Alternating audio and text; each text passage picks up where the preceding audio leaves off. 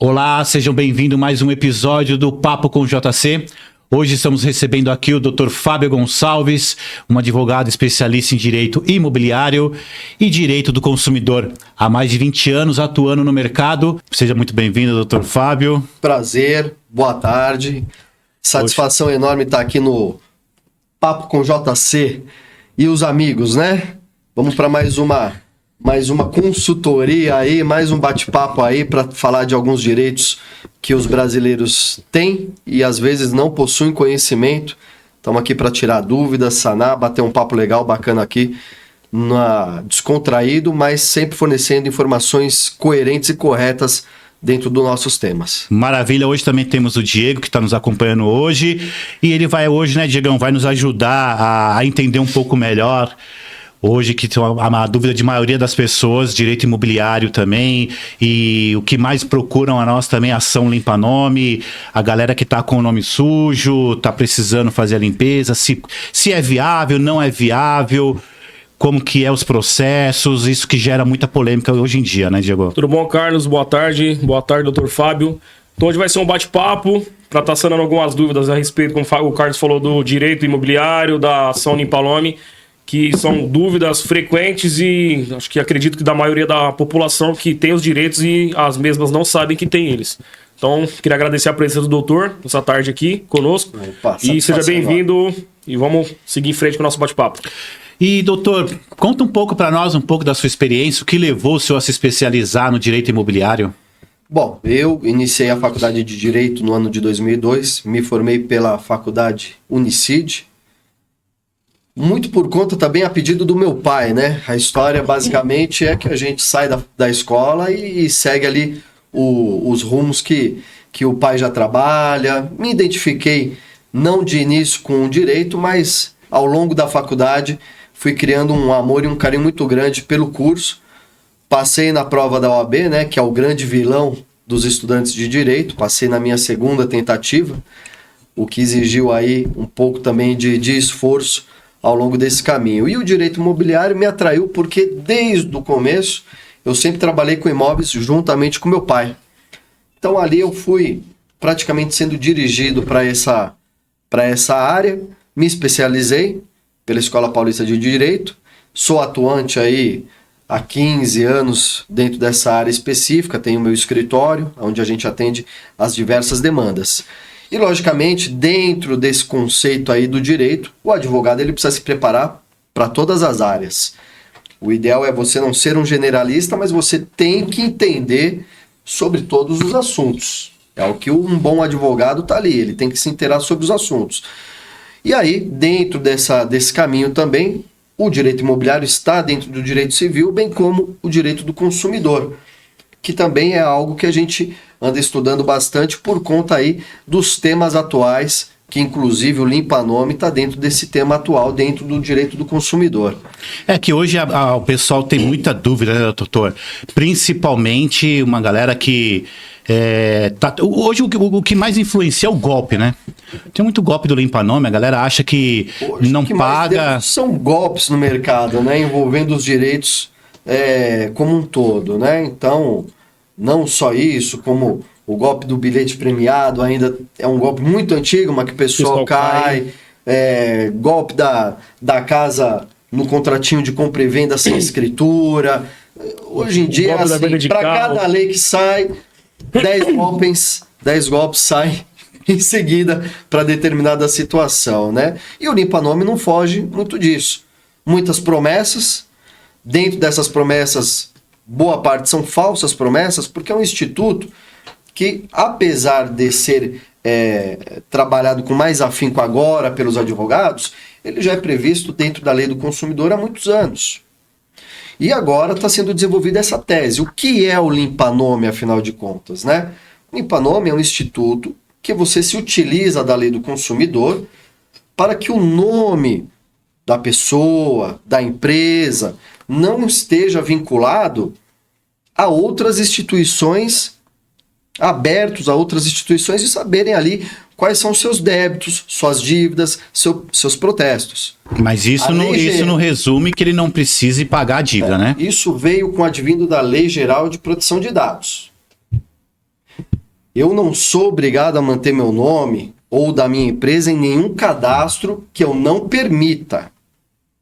Não pode ser divulgado os meus dados. Então, a Lei Geral de Proteção de Dados, juntamente com o Código de Defesa do Consumidor, trouxe uma tese. Uma tese forte para quê? Para que os cartórios de registro de protestos, bancos, Bacen, Registrato, eles não divulguem, não coloquem em aberto para Serasa, SPC, Boa Vista, as suas dívidas. A sua dívida, ela é com quem você deve. Que é o credor final, né? Com a instituição financeira, com o banco. Isso sim. Você tem um elo de ligação comercial com quem você deve. Agora, expor o seu nome, a sua dívida para outras instituições é o que a Lei Geral de Proteção de Dados, mais o Código de Defesa do Consumidor, traz como amparo legal para que a pessoa pleiteie, juntamente à Justiça, a retirada do seu nome. Isso via liminar. Isso através de uma ação com pedido liminar. Quer dizer, o que é a liminar? É quando você solicita ao juiz que aquele seu anseio, que aquele seu desejo seja deferido de imediato, porque pode te trazer uma grave consequência financeira, um dano irreparável. E isso daí vai criar uma janela, caso essa liminar seja deferida, obviamente, né? A liminar ela pode ser deferida, bem como ela pode ser indeferida. Com o deferimento dentro de uma ação limpa-nome, ela vai abrir uma janela para que você possa se reorganizar financeiramente. Por quê?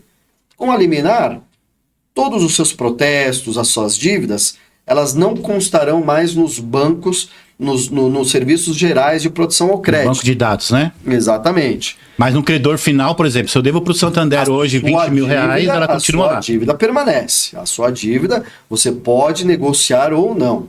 Mas você cria uma janela dentro desse banco de dados para que você possa, aos poucos, retomar novamente o seu respiro financeiro. Mas, por exemplo, eu limpo o nome hoje, eu devo 200 mil reais, eu e o Diegão na Temoná, a gente deve 200 mil reais no Santander, e aí eu faço uma ação de limpa-nome via liminar, eu já consigo, por exemplo, ir numa concessionária, fazer a compra de um carro, pegar um cartão de crédito, como que é isso aí? Essa é uma dúvida minha também. Não é assim de forma instantânea. Com o deferimento da liminar, obviamente, é expedido aí pelo juiz para que seja retirado as constrições nos órgãos de proteção, e você vai criar novamente agora uma possibilidade de reaver junto outras instituições, não logicamente a que você deve, uma readequação de poder obter uma linha de crédito, mas isso ainda sob análise da instituição que você vai requerer. Poxa, eu tenho uma dívida de 200 mil reais, me impede de alugar, por exemplo, um imóvel. Né? Hoje em dia, as imobiliárias, quaisquer que sejam plataformas de locação de imóveis, elas vão puxar a certidão para ver se a pessoa deve, se não deve, para quem deve, enfim. Verificando ali que existe uma dívida, por exemplo, como você falou, de 200 mil, obviamente que você já vai ter ali um ponto negativo para obter uma locação de um imóvel. Você retirando essa constrição aí do seu nome no banco de proteção de dados, você obtém aí uma possibilidade de uma negociação melhor. Por quê? Porque o seu nome vai estar limpo. Não vai haver aquela situação que vai desabonar, por exemplo, numa locação de um imóvel. Uma linha de crédito junto ao banco vai depender de outros fatores. Score, o seu processo ao longo do tempo com outras instituições, que isso eles possibilitam também essa análise. Mas aquela dívida não irá constar. Existe, então, uma possibilidade de você obter uma linha de crédito. É garantido isso? Não, não é garantido. Cada instituição vai fazer uma análise baseado no seu histórico. Porém, esse histórico já não constará mais essa dívida, que só será entre você e o seu credor. Porque eu vejo muita empresa aí na internet, né, Diego? A gente vê muita propaganda Que a galera fala, limpe seu nome e volte a ter crédito, limpe seu nome e compre um carro. Exatamente. Garantimos o seu nome, Garantia nunca mais vai voltar. Eu acho que isso já é um pouco também meio referente chato, né? à empresa que compra a dívida. Porque no caso, como o Carlos falou, eu tenho uma dívida com o Santander. A minha dívida foi feita com o Santander. Aí o Santander repassa a minha dívida para outra instituição, e essa instituição, que eu não fiz contrato, não assinei nada, no outro dia ela já começa a ligar cobrando, já muda os termos, já aumenta os juros. Então, no caso, eu negociei com o Santander um juros de 5%, a empresa que comprou está querendo cobrar 10%. Isso é legal, doutor? Cada situação deve ser analisada de uma maneira, né? A gente sabe que existe prescrição de dívida, que hoje em dia também você pode solicitar ao judiciário uma prescrição intercorrente, que é quando a empresa não cobra dentro de um prazo legal. E hoje em dia existe muito isso. Negociação de dívidas podres, que a gente fala, né? Que são aquelas que para a instituição financeira já não são mais viáveis cobrar, repassam para outras empresas terceirizadas de cobrança, que ali vão querer também negativar o seu nome, vão querer fazer aquelas ligações até com cobranças vexatórias. Mas cada caso tem que ser analisado. Prazo da dívida, se o que está sendo cobrado dentro do prazo legal, se os juros é o correto, se os juros estão sendo cobrados de forma adequada, porque uma grande porcentagem dessas dívidas que são vendidas a outras instituições, elas já estão prescritas. E aí fica só aquela situação do quê? Vou cobrar diariamente, vou cobrar todos os dias, com várias ligações. Isso é chato pra caramba, viu? Isso pode fazer? Isso é ilegal, inclusive, né? Você pode cobrar, sim, a sua dívida, o banco pode cobrar, ir atrás do seu crédito, mas de uma maneira legal. Nunca de uma maneira vexatória, nunca de uma maneira a expor o consumidor ao ridículo. E o que a gente tem visto muito ultimamente é exatamente o contrário. Ligações intermináveis, de 6 da manhã até a meia-noite. Já veio, inclusive, leis para regulamentar essas situações. Horário de cobrança, que deve sim haver a possibilidade do consumidor, inclusive, bloquear as empresas de cobrança. Tem um cadastro que você coloca no celular e não perturbe. Só que, porém, eles burlam que você coloca o número do celular e recebe de outra instituição. De cobrança, ela tem todos os meios para cobrar, seja por uma carta, seja por e-mail. As ligações, desde que sejam dentro também de uma razoabilidade. Nunca expor de forma vexatória ou constrangedora aquele que deve. E o que o cidadão deve fazer, doutor? Quando, por exemplo, 8, 9, 10 horas da noite ficam ligando, qual que é o procedimento que eu, como consumidor, tenho que juntar as provas para poder processar? O primeiro passo é registrar essas ligações e, se possível, até gravar. Né? O ideal é que, já sabendo que está correndo esse risco de receber essas ligações chatas e intermináveis, o ideal é que possa registrar, gravar.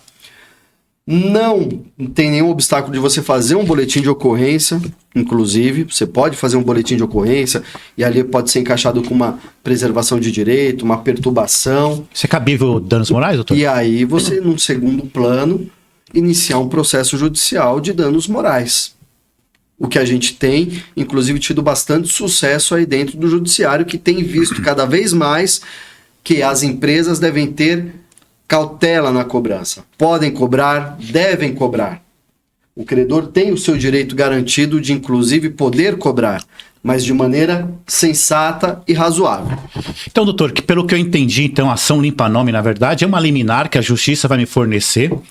E aí os órgãos como a SPC, Serasa, Semprot, Boa Vista vão retirar o meu nome daquele cadastro. Tá? Exatamente. Só que é uma liminar que pode durar de 24 horas sem uma data limite. Então, por exemplo, se eu devo hoje 2, 3 mil reais, dependendo de uma ação, não sei quanto custa uma ação hoje no judiciário, eu acho que não seria tão viável. Mas se eu devo, por exemplo, 50, 100 mil reais, eu acho que seria mais viável neste caso. Não que isso seja viável fazer, né? O viável mesmo é pagar as dívidas, deixar em dia para que não tenha tanto transtorno, né?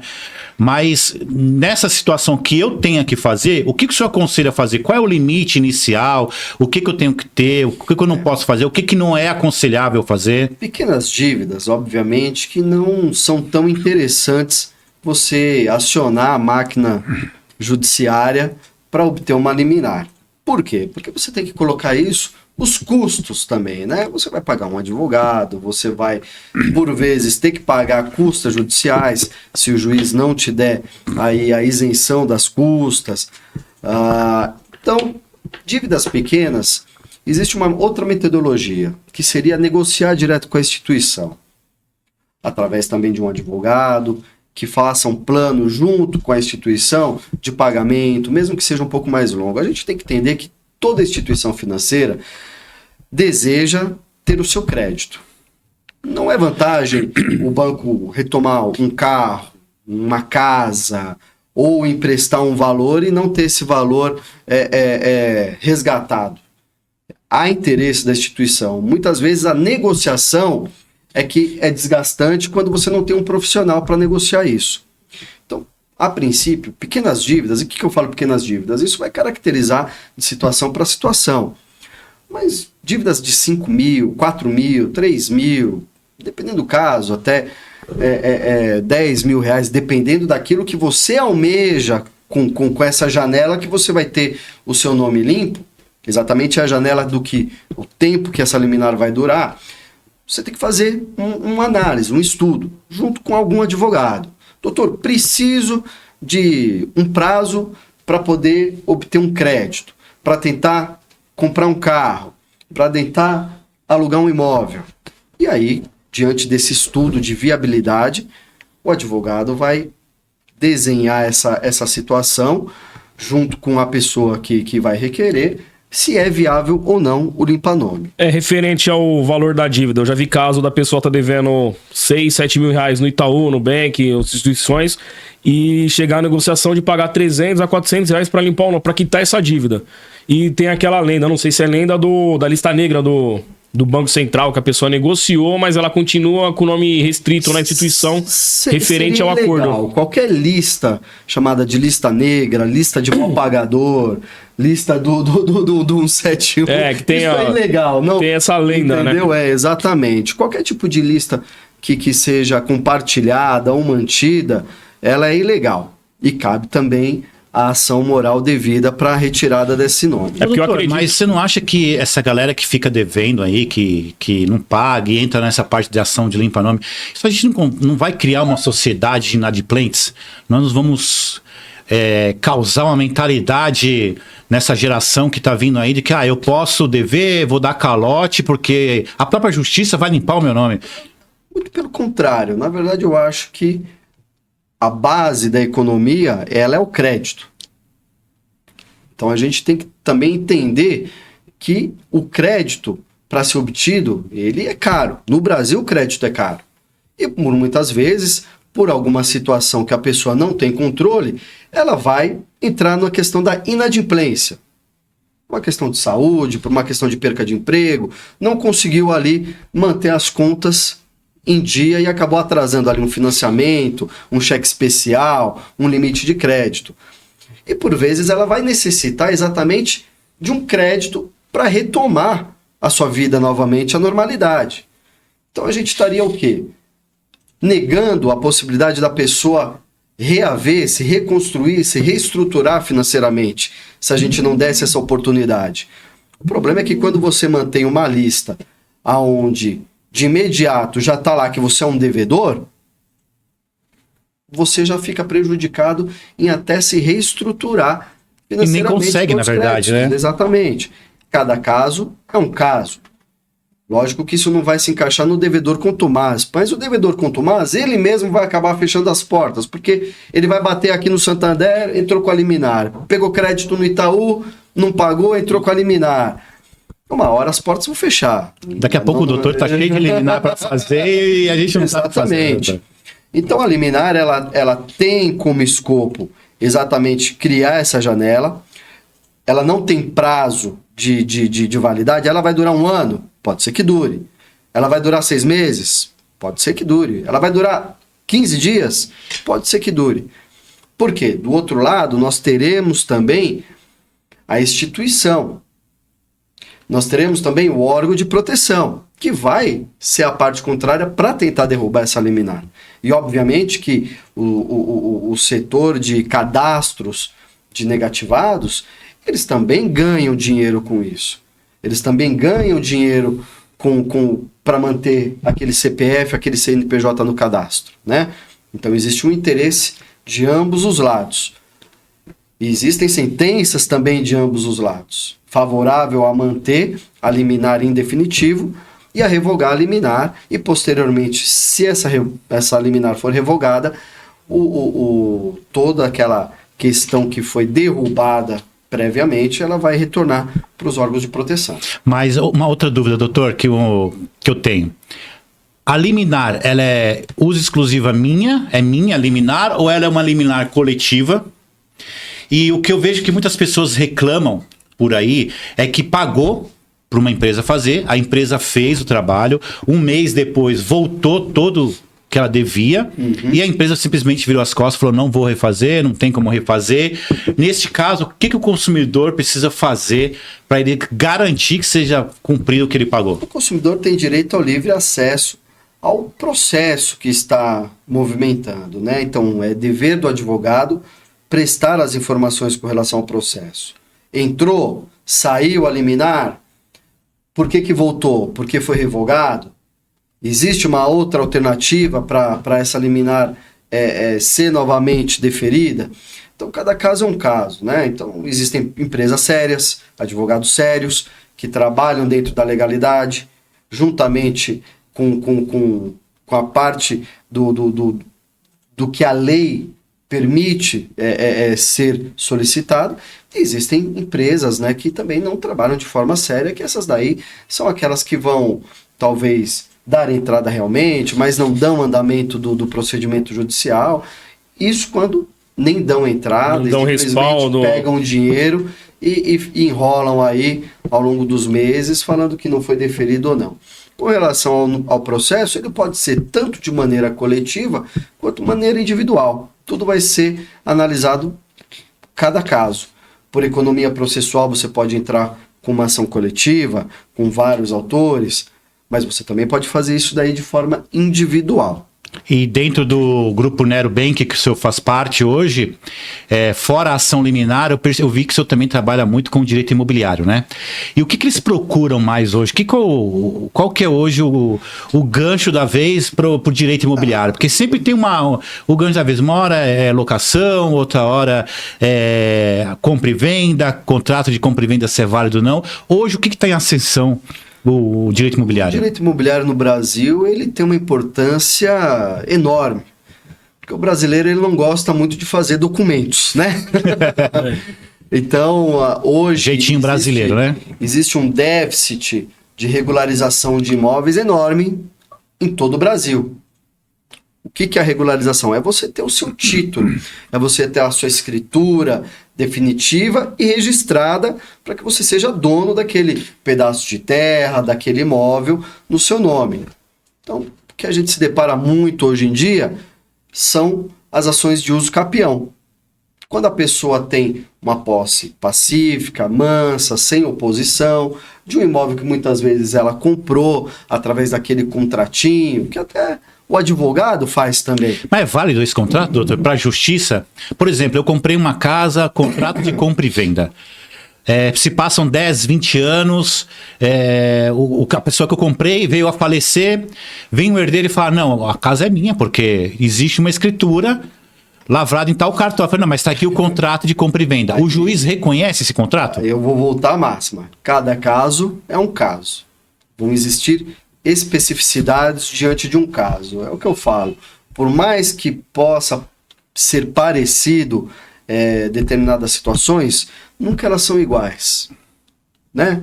Então existem posse que vem através de uma invasão que o proprietário, um herdeiro do proprietário pode reivindicar. Eu tô lá há 4 anos, mas eu invadi. A justiça ela não vai te dar uma proteção de imediato nisso. Eu comprei um imóvel, mas eu fiz só o compra e venda e depois eu paguei, ou não terminei de pagar, ou eu paguei tudo, mas eu nunca fiz a escritura e alguém foi lá e reivindicou esse imóvel. Mas você está numa posse pacífica e mansa, você tem um documento que te dá uma força para você pleitear os seus direitos. Para que você consiga provar, pelo menos, que você teve... algum Hoje no momento, né? Brasil, quem é dono não é quem tem contrato de compra e venda e nem quem tem É escritura. a matrícula. É quem registra.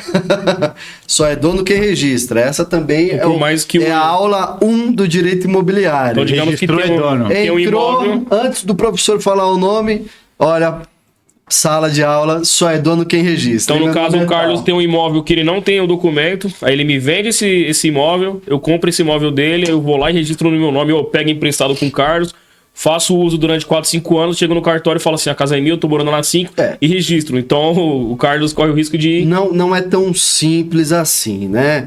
Mas o que ocorre em alguns casos são, por exemplo, a pessoa fez uma escritura, mas por economia, aquela economia besta, né? Já gastou um dinheiro para fazer a escritura, que no Brasil não é barato os emolumentos de cartório e de registro de imóveis, mas comprou, fez a escritura. Pô, vou guardar minha escritura e depois eu registro.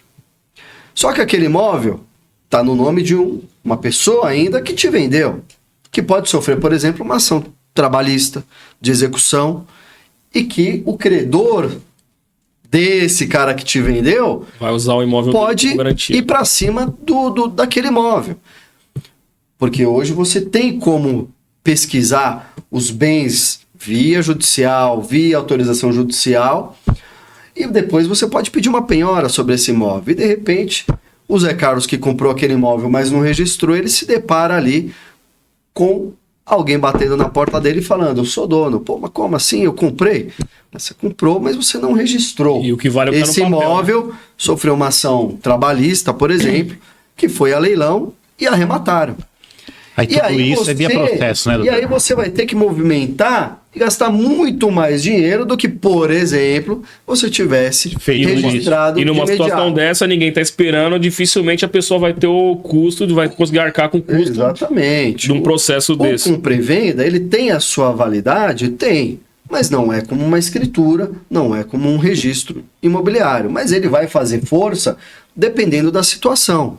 Hoje, no Brasil, nós temos a instituição do uso capião, que é exatamente para sanar esse vício, essa falta da documentação final.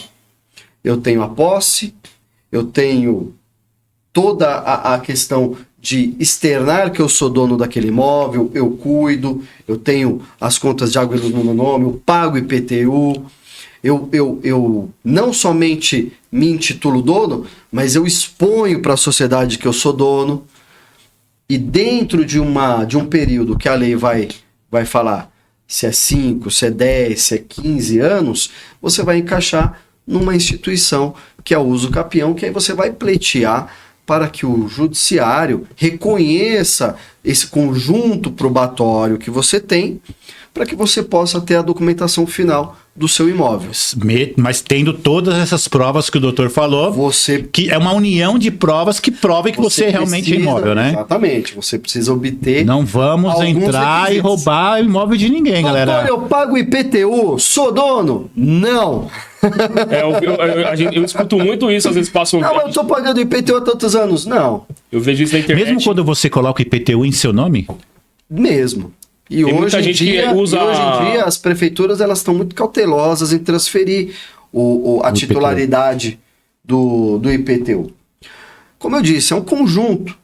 De repente você está pagando IPTU, mas você invadiu o imóvel e toda semana o cara tá lá. porque Pô, tem sai do meu imóvel, sai do meu imóvel. Tem muita gente que usa desse artefato, né? Que fala assim, eu Entendeu? pago IPTU, É. eu tenho conta de luz no meu nome, eu tenho São conta de água no coisas meu que foram nome. criadas ao longo do tempo e que ficaram enraigadas de uma maneira prejudicial na É o cabeça do achismo. brasileiro. Entendeu? doutor, uma pergunta.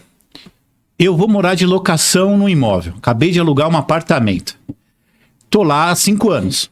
Aí eu descobri que o proprietário do apartamento comprou o apartamento e paga a parcela do apartamento com o meu aluguel. Eu posso pleitear o apartamento para mim ou não? Não. Isso daí é comum. É comum, né? Eu posso comprar um imóvel e eu tenho uma dívida bancária, uma dívida com terceiro, eu alugo o imóvel, né? Então, existe a posse e a propriedade. né? Se a propriedade é minha, seja ela financiada ou não, quer dizer, a propriedade ela só vai se consolidar quando eu tiver o imóvel no meu nome. Se eu tiver um financiamento bancário, aquilo ainda não é meu. Aquilo serve de garantia para o banco. Mas é possível, normalmente. Ele está exercendo ali o direito dele, que ele pode alugar, ele pode utilizar da maneira que for. Não cabe nenhum tipo de situação com relação a isso, né? Senão aí a gente teria muito locatário aí querendo ser dono do imóvel. Eu tenho uma dúvida referente ao aluguel. Caso a pessoa ela tem o direito de ficar quanto tempo sem estar pagando o aluguel até o proprietário poder entrar com uma ordem de despejo? Não há prazo definido em lei. Eu vi que era 30 dias ultimamente, né, doutor? Porém, é de bom costume que quando há um atraso, exista uma possibilidade de negociação, uma pré-notificação, para notificar que aquele atraso pode ensejar uma ação de despejo acumulado com cobrança, para dar oportunidade também do inquilino poder sanar. Mas, a princípio, é direito do proprietário reaver o imóvel com um dia de atraso no aluguel. Reaver ou ele está em processo para reaver? Reaver através da ação pertinente. Agora, não é comum. Geralmente ali existe um prazo ali que o administrador, o proprietário, o advogado vai notificar, vai dar oportunidade da pessoa quitar. A partir do momento que ali no segundo mês, terceiro mês, a pessoa vai verificar que não há a quitação desse débito, as chances dele acionar a justiça é muito grande. Sou locatário. Passei 10 anos no imóvel. Vou devolver o imóvel. Sou obrigado a entregar ele todo reformado como eu peguei, por exemplo, sou obrigado a pintar o imóvel, deixar ele no estado que eu encontrei, ou existe aquele caso que as pessoas muitos falam, né? Não, isso foi pelo tempo, utilizei lá, é desgaste natural. E aí existem duas situações que devem ser analisadas. Quando você assina um contrato de locação, está lá que você recebeu o imóvel pintado, em boas condições de uso, com fiação nova. Você tem que analisar numa vistoria prévia se realmente aquilo que consta no contrato foi o que você recebeu. Por isso da importância da vistoria na assinatura do contrato. E vai existir problemas ao longo do tempo pelo uso natural e desgaste do imóvel, da parte elétrica, do encanamento, do telhado. Isso não é responsabilidade em tese do locatário. Mas, se você recebeu o imóvel limpo, pintado, você deve entregar nas mesmas condições que o recebeu, a não ser aquelas situações que haja o desgaste natural do imóvel. Por exemplo, um telhado que você ficou 10 anos no imóvel, um telhado ali pode ter algum problema de infiltração. Isso não é desgaste natural. Isso não é uma responsabilidade sua, é um desgaste natural. Por muitas vezes o locatário vai lá, faz um acordo com o proprietário, olha, tá com vazamento aqui, posso arrumar e você me abate? Ah, pode. Então, hoje em dia, o que a gente tem que ter em mente é que um bom negócio é aquele que existe conversa entre as partes. Mais do que consta no contrato, são os alinhamentos ao longo desse contrato de locação, né? Esse relacionamento. Essa dúvida do Carlos aí eu também tinha referente a, no caso, que nem agora, comentou do telhado. O cara recebe o imóvel pintado, arrumado, vistoriou, tá tudo ok, e entrega o imóvel com mancha, furo na parede. Furo na parede, obviamente que isso daí vai dar direito ao proprietário de cobrar essa manutenção. É que eu tinha essa dúvida referente que, no caso, um exemplo básico, a fiação. A pessoa construiu, o proprietário entregou a casa com a fiação nova, mas vamos dizer que daqui 5 anos teve um problema na parte elétrica. Então isso não entra como obrigação do proprietário estar resolvendo, porque no caso, vamos colocar que foi como se fosse desgaste do locatário. Coisas aí assim o bom senso são duráveis, geralmente não vai apresentar isso, mas uma coisa que acontece muito, principalmente em épocas de chuva, né? Casas mais assim, um pouco mais antigas, ou até as mais novas, tem ali um telhado que acabou quebrando, acendendo. E, obviamente, que o inquilino ele precisa daquela situação ser arrumada de forma emergencial. E o proprietário, ele fala, não, vou ver, vou arrumar daqui a pouco, não é minha obrigação. Situações que são emergenciais, que não pode ser deixado para depois, porque vai trazer danos maiores, o inquilino pode fazer essa manutenção e depois reaver também de forma legal esse crédito junto ao proprietário, né?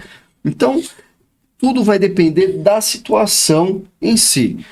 A responsabilidade do proprietário, obviamente, é manter o imóvel ele em funcionamento para utilização do inquilino, entendeu? Doutor, deixa eu fazer uma pergunta para o senhor que aconteceu recentemente com um colega meu. Ele fez uma locação do imóvel, ele acabou de fazer a locação do imóvel. Ele ficou 30 dias no imóvel.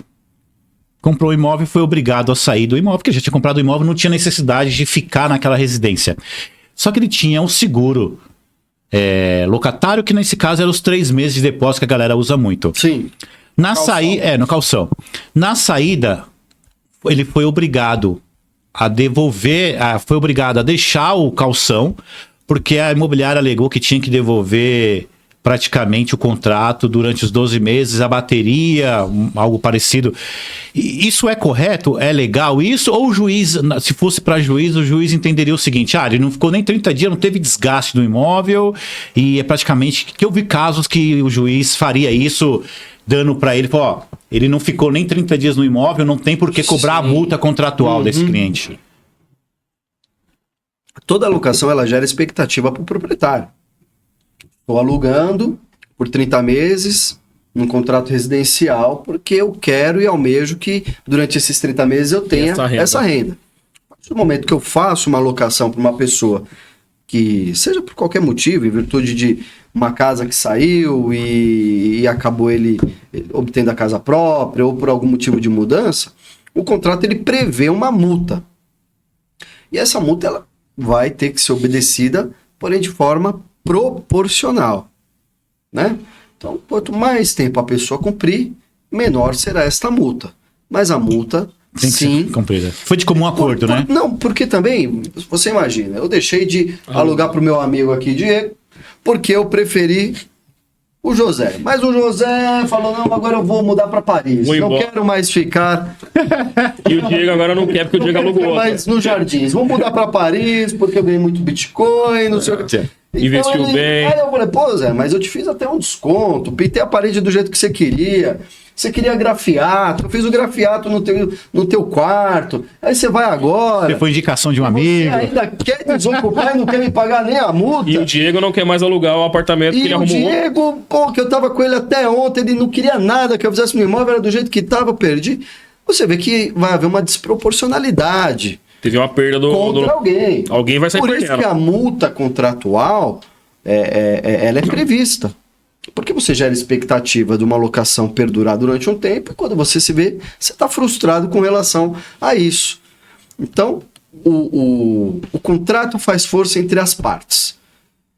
E, obviamente, que ela deve seguir também a legislação pertinente. A lei de locações prevê, sim, a multa e que ela sempre será cobrada de forma proporcional, bem como quando também o proprietário quer reaver o imóvel.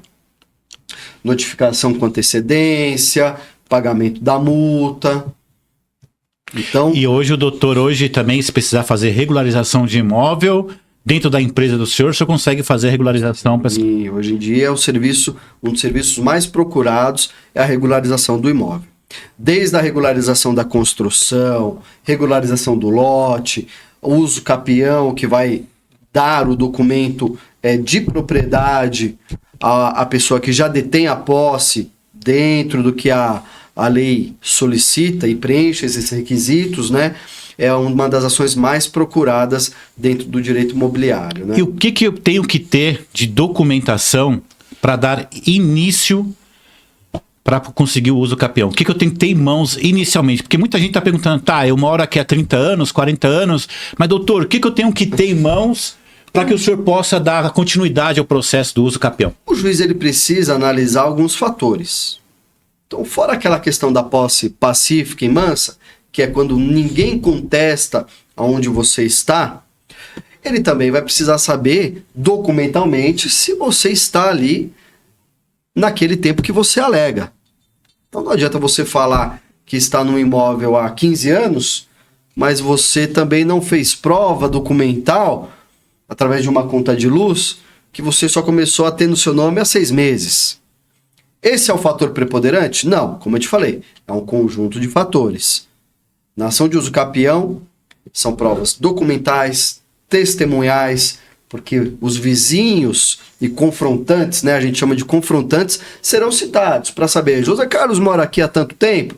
Mora. Pô, não mora, esse cara pulou o muro Chegou faz 6 ontem. meses e chegou ontem.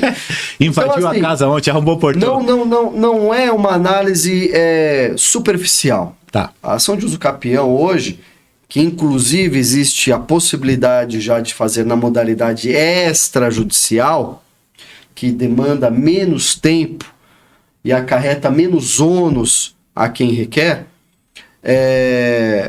ela é uma análise probatória de vários fatores. Mas, em termos de documentos, é interessante você ter as contas de consumo no seu nome, há um tempo que você consiga provar, por exemplo, ao juiz que você realmente está lá. Uma conta de água, uma conta de luz, um extrato bancário, um telefone. Pô, eu provei ali documentalmente com as minhas contas de consumo que eu tô lá há 10 anos. Junto com o conjunto probatório dos confrontantes, do documento que eu tenho que me liga a este imóvel, que seja um imóvel que eu recebi de doação, que eu recebi num contrato de compra e venda, num contratinho de gaveta, numa promessa de compra e venda, e tudo isso vai se fazendo as provas para que a pessoa consiga obter aí o uso capião em seu nome. Doutor, eu tenho uma dúvida, referente ao falecimento, no caso do inventário. No caso, uma viúva, o esposo dela acabou de falecer. Eu achava que o imóvel já seria transferido para o nome dela, já seria repassado no ato assim que foi declarado o óbito.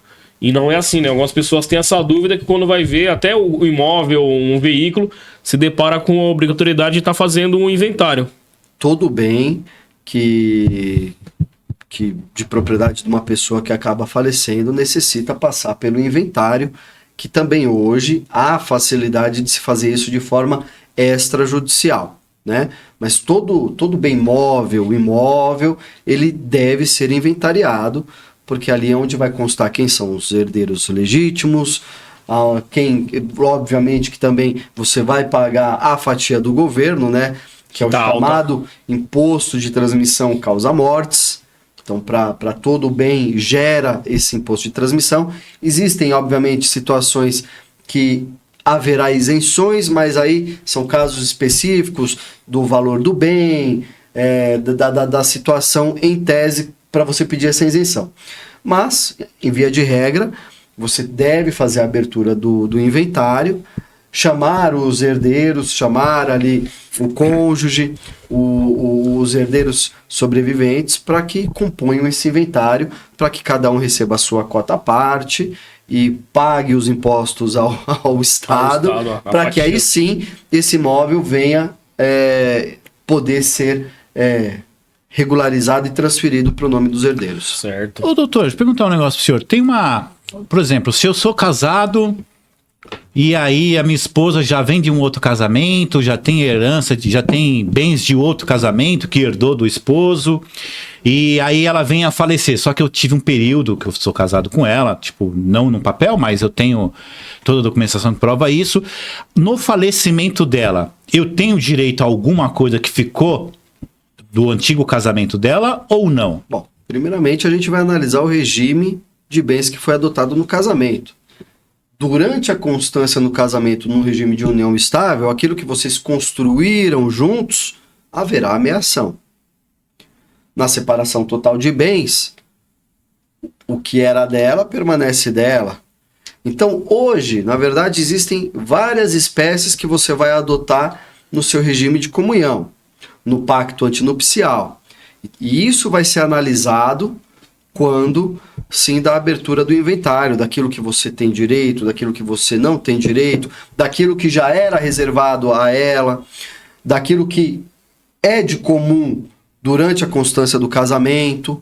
Então, também é algo que, quando chega isso para um advogado, ele vai fazer uma análise, ele vai fazer um estudo disso, certidão de casamento, análise do patrimônio, verificar se há mais herdeiros, e aí sim te dá um norte com relação ao melhor o que vai caber com relação ao principal de direito. tudo é ter a união estável, A união documentada. estável, ela é para quem não se casou no regime civil e não optou ali por algum regime de casamento, mas ela se equipara à comunhão universal de bens. Ela tá demorando.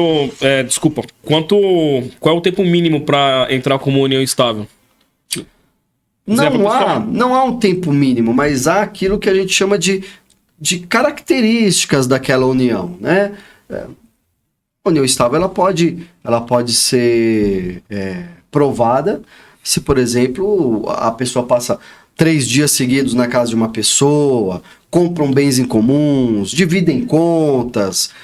Eu vou mandar meu cartão para tua casa. Pode morar até em locais separados. E você pode fazer a prova de uma união estável, mesmo as pessoas não morando na mesma residência.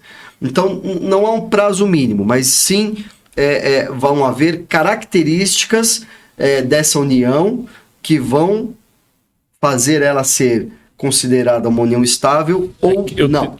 Hoje em dia, existem contratos de namoro. Eu tenho visto... Exatamente para você quebrar essa situação. Eu tenho então, visto... As pessoas estão ali. Mas mesmo assim, são questões assim que você foge de uma situação e que mesmo assim, se caso de uma separação, uma das pessoas ali se acha no direito de ter construído algo junto, ter montado um pequeno negócio, ter comprado um carro, pode pleitear a união estável e também a partilha desses bens.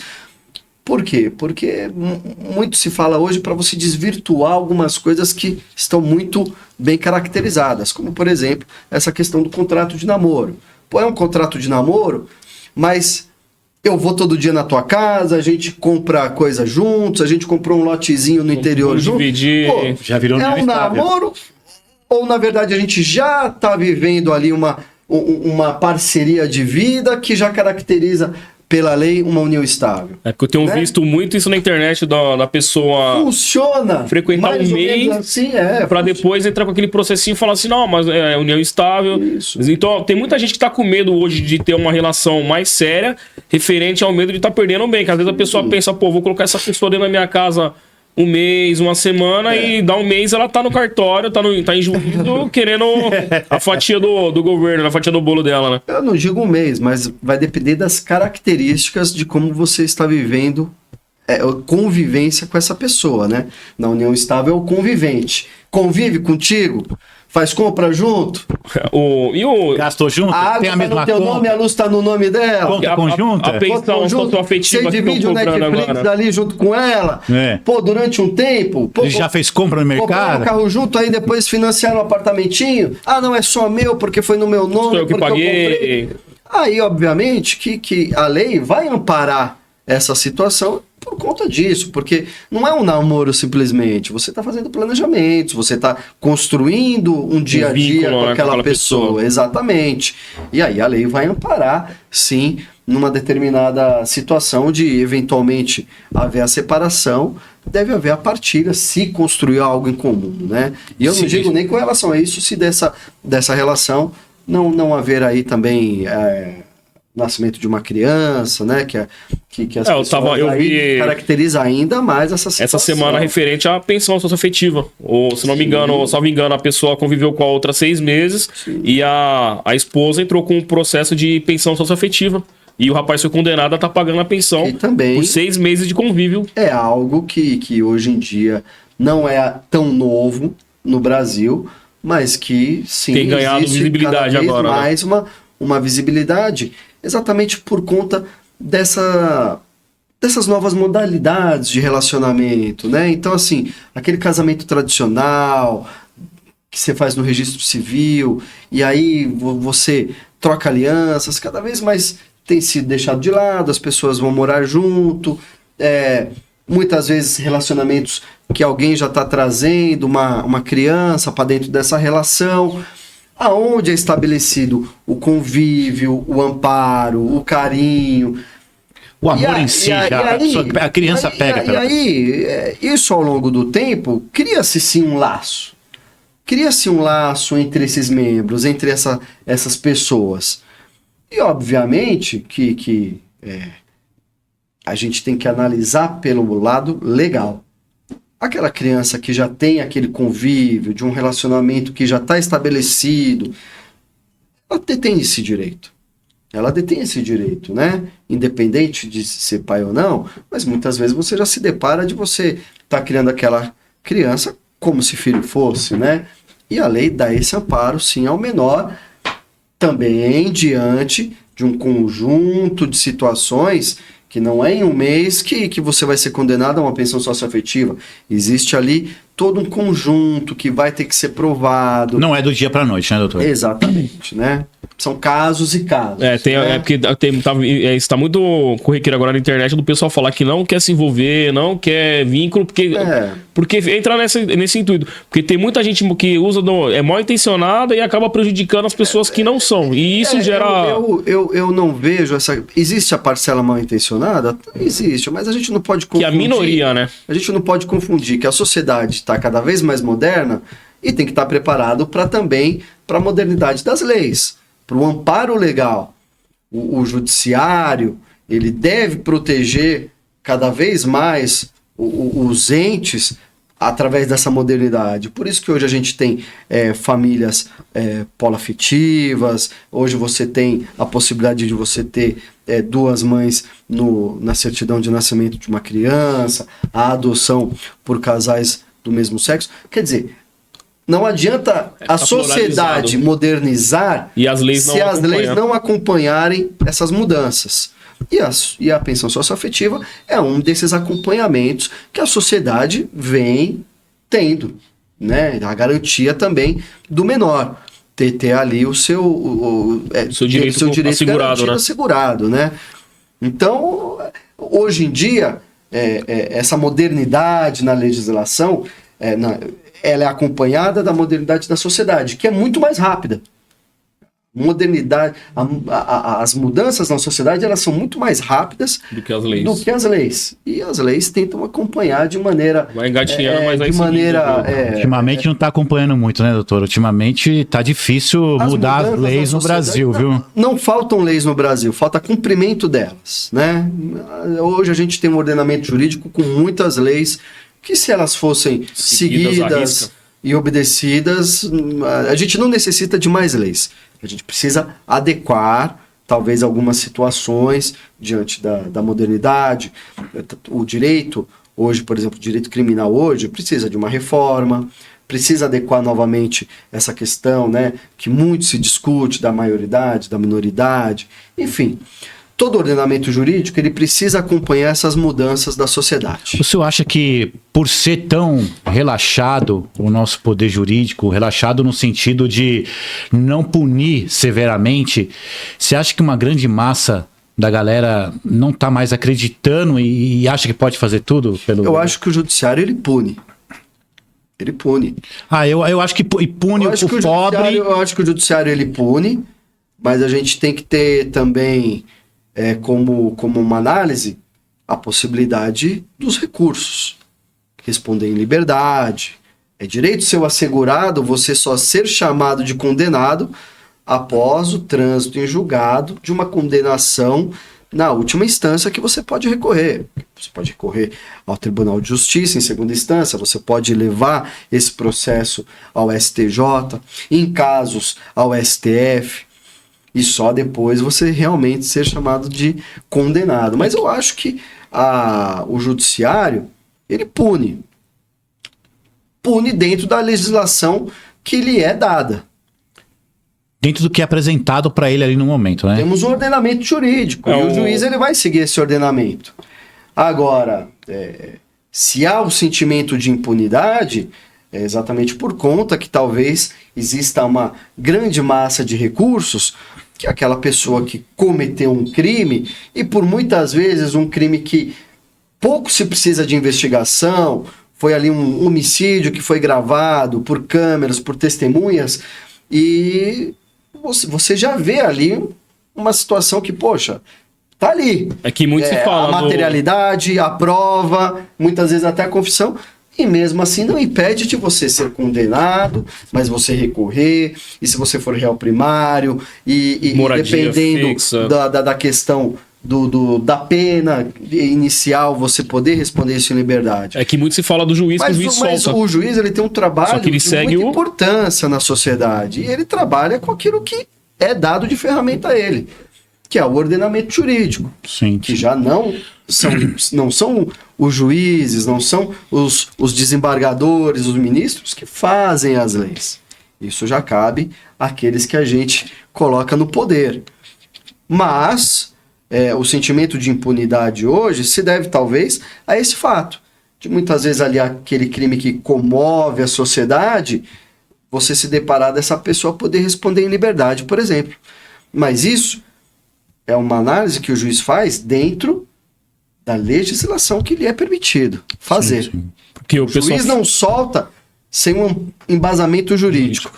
E também não prende sem um embasamento jurídico. O pessoal comenta muito isso. Um embasamento legal, né? Do juiz, a impunidade. Como é que o juiz teve coragem de soltar o bandido pela porta da frente? Só que ele tá seguindo a lei. Porque a lei permite. Porque a lei permitiu que soltasse. Ele não. O advogado chegou com tem aquela brecha que o senhor falou. E a gente precisaria, sim, de fazer uma mudança na lei. Uma mudança dentro do nosso ordenamento jurídico penal. Se a gente quer que o cara comece a cumprir a pena já de primeira instância, precisa mudar.